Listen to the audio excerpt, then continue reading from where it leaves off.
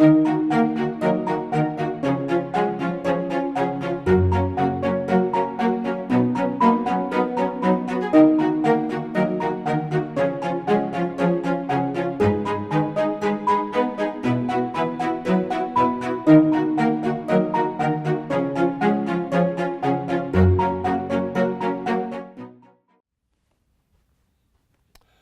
I'm Father Robert Lauder, priest of the Diocese of Brooklyn, professor of philosophy at St. John's University.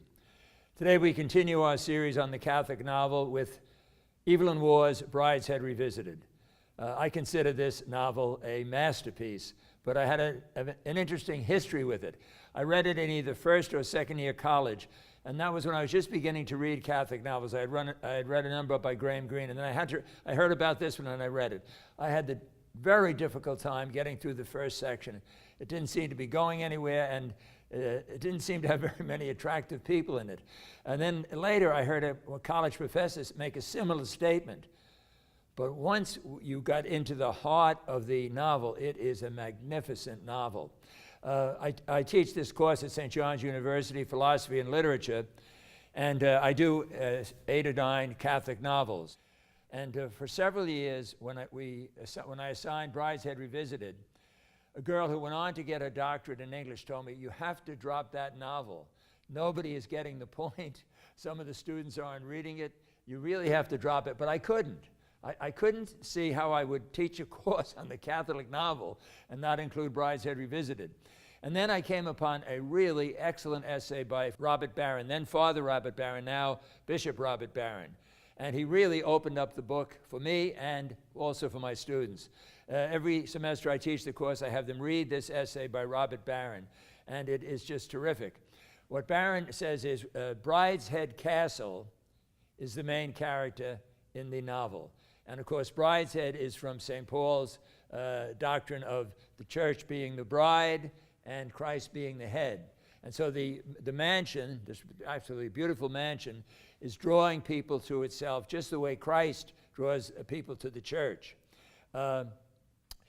There is a scene in it where someone refers to a short story by G.K. Chesterton.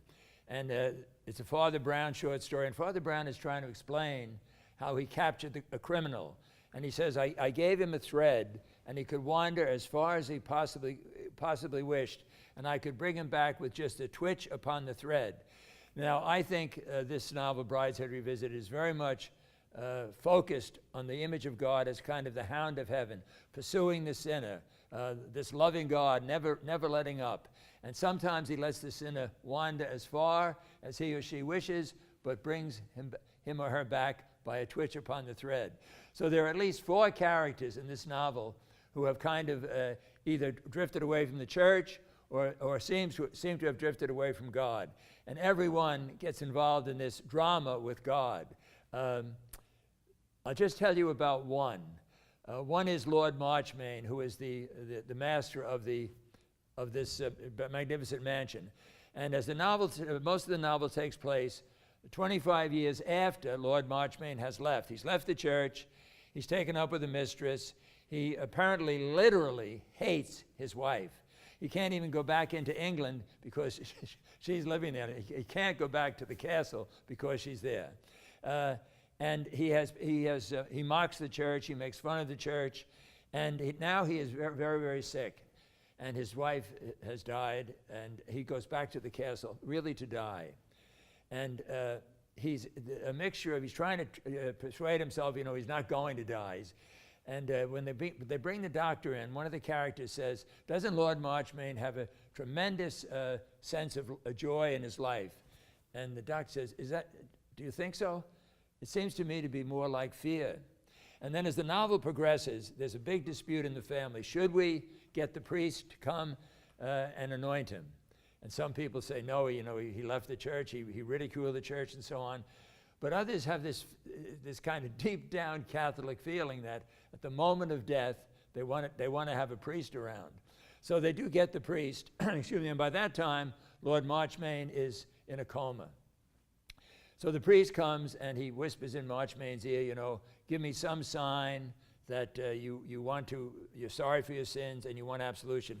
Now I'm going to read the page in the novel. Maybe I should warn you that this is a spoiler, but I have to do this. When I read this in class every year, I have the darndest time not crying. I mean, I find this scene so powerful and so moving. So the priest is whispering in Marchmain's ear. There's no sign from Marchmain. He seems to be in a coma. And then the character, let me tell you about these two characters.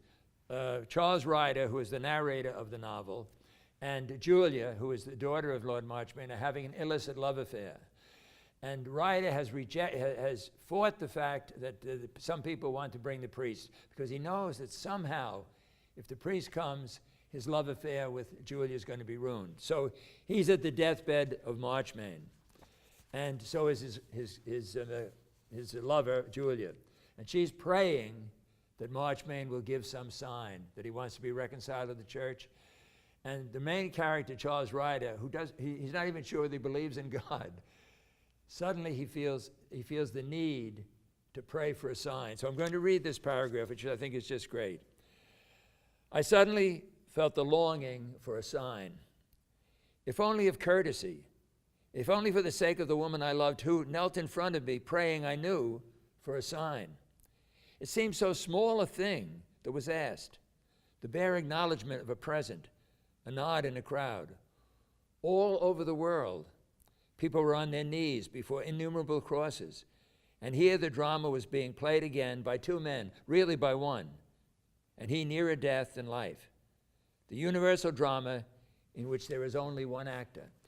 And then Marchmain begins, the priest anoints Marchmain's forehead, and Marchmain begins to move his hand up. And this character, Charles Ryder, says, oh no, he's afraid he's going to wipe away the oil. And he says, oh dear God, don't let him do that. Let him make a sign. And Marchmain, of course, is making the sign of the cross. I don't know how powerfully that hits college students, but it hits me very powerfully. I just think it is a very dramatic, beautiful scene. There is a series of 11 shows on television, PBS, on Brideshead Revisited. It's the best thing that has ever been on television. Jeremy Irons plays Charles Ryder. Laurence Olivier, who arguably is one of the greatest actors of the 20th century, he plays Lord Marchmain. And it's just, as I say, I think it's the best thing that ever appeared on television. So now that I have the students read Barron's essay, and they see what Brideshead stands for, the bride is the church and the head is Christ, that it's a very Pauline image, it illuminates the entire novel. So when I was preparing this lecture today, I thought of the castle as a representation of Christ in the church. I thought of that phrase that Rudolf Otto uses, that wherever you find the holy, you find a mystery that is frightening, but also seductive. And I think that's the picture that Evelyn Waugh gives of the castle.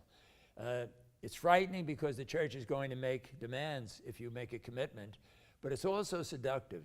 There's a beauty, of course, to Christ, and there's a beauty to the church. And the characters in the novel seem to sense that. But when they begin to see what this is going to cost them in their lives, the sacrifices they're going to have to make, some of them move back. For example, Lord Marchmain. As I say, he left his wife and he took up with the mistress. And the other three characters who are involved with the twitch upon the thread, each one of them has some moral problem or some faith problem. But the presence of God in their lives is, I think, very, very strong. I keep thinking of Pope Francis' wonderful line. He said, I am certain that God is part of everyone's life.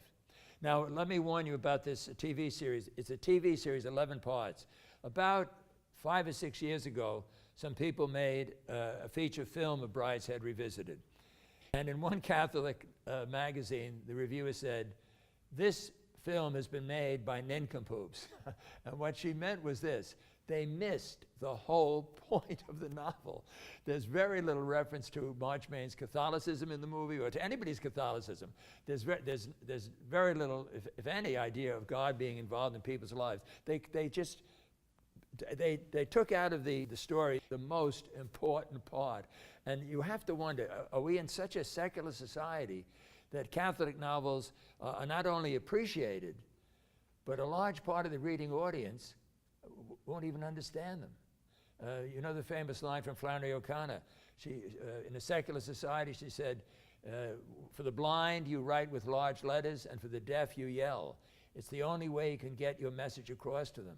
And when I watched this movie, I took my niece, and she loves the novel Brideshead Revisited. And each of us couldn't believe that the people who made the movie thought they were making a movie, based on this novel. It was almost unrecognizable. So I think in this series on the Catholic novel, we have a number of terrific novels. I don't know whether they're all masterpieces, but I do think this one is. And test me on it, okay? When you have time, read it. And once again, let me warn you, maybe the beginning you will find a little slow. But once it gets into the religious drama, this is really a magnificent novel, really terrific. The love affair between Charles and Julia is illicit for two reasons, really. He was married and divorced, and she is married and divorced. And as they move, as the drama centers around Lord Marchmain, I have a sense that each somehow suspects that if Marchmain comes back to the church, this is going to somehow lead his daughter Julia back to the church, which of course will terminate the love affair. So it's a little bit like a theological detective story. What's going to happen, who's going to change, who's going to convert, who's going to come back. Now in the television series, I think Laurence Olivier is really magnificent. It seems to me there some British actors, Olivier, Alec Guinness, Ralph Richardson, John Gielgud, there's every inch of their body they are acting with. And though Olivier's, I'm going to take a guess, Olivier is probably on screen maybe an hour of the 11-part series. But in that hour, you can't take your eyes off him. He's just magnificent. And he seems to have understood the part of Marchmain very, very well. The style, of course, Evelyn Waugh was known as a terrific stylist. And it's parts of it I think you could read aloud. It's just so beautifully written. Some students in my course at St. John's think that the novel is too long, that it could be cut down. I don't think so. It's deliberate. Waugh deliberately, I think, takes us into incidents and actions and phases of different people's lives that don't seem immediately relevant. They don't seem immediately important. But I think what he's trying to do is give us a sense of the providence of God. That all of this is part of the providence of God, leading, back to quote-unquote Brideshead, leading back to the church and back to Christ. So I wouldn't, if an editor asked me to cut parts of this, I wouldn't cut a line. I really wouldn't. I think Waugh has everything. I think everything is there for a purpose. If parts of it revolt you, as they did apparently this priest who was in college, was a professor at college. Okay, that's okay. I mean, sin is revolting, but eventually I think you're going to find it inspiring. So let me strongly encourage you, read the novel. If you want, watch the TV series first, but do read the novel. It's terrific.